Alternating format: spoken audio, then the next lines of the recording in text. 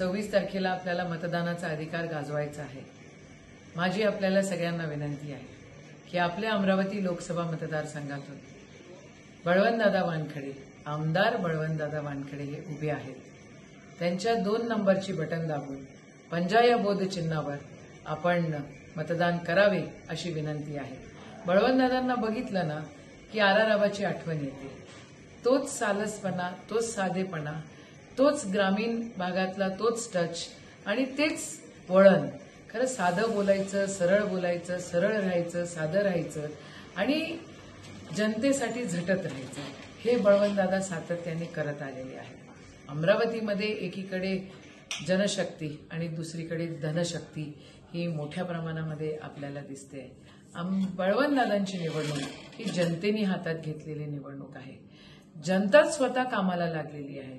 धनशक्तीवाली मंडळी काय काय गोंधळ घालतायत, काय काय नाटकं करतायत, किती ब्लेम गेम करतायत हे आपल्याला दिसतंय।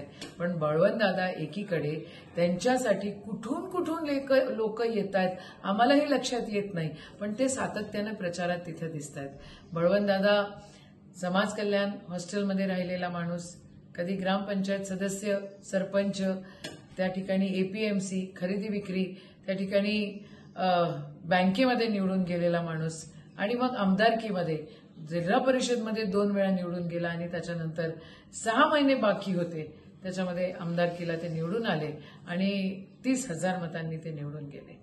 आमदार असतानाही त्यांनी खूप कामं केली, ही वस्तुस्थिती आहे। विरोधक त्यांच्या कामाला, त्यांच्या साध्या स्वभावाला काय काय म्हणतात, पण एक झब्बा पायजमा घालणारा माणूस आणि ग्रामपंचायतीपासून ते आमदारकीपर्यंत विधानसभेमध्ये त्याला प्रश्न उचलता येतात, तो माणूस आपला उमेदवार आहे आणि त्याच्यामध्ये दम आहे। बळवंतदादांच्या प्रचारासाठी आदरणीय शरद पवार साहेब आले, त्यांनी माफी मागितली आपल्या अमरावतीच्या जनतेची। माफी याच्यासाठी मागितली की मागच्या वेळेला ज्यांना उमेदवारी दिली होती त्यांनी 3 दिवसात गद्दारी केली।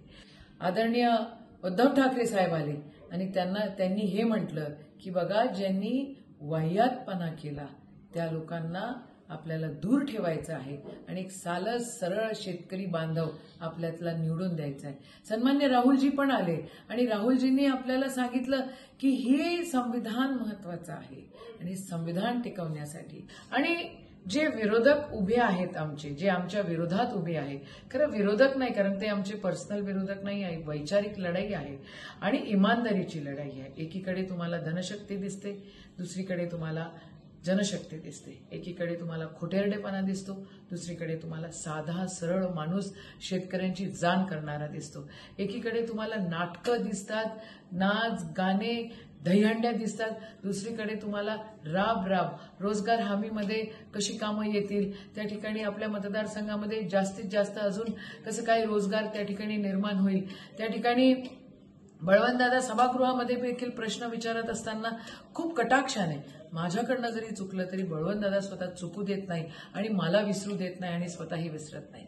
हा असा माणूस ज्याची पर्सनॅलिटी खूप जवळ आरारावाच्या सोबत टॅली होऊ शकते आणि बळवंतदादांना बघितल्यानंतर खरोखर आरारावा आज आपल्यामध्ये नाही आहे, पण बळवंतदादा वानखडेंना बघितल्यानंतर असं वाटतं की महाराष्ट्राला नवीन आरारावा मिळालेली आहे का।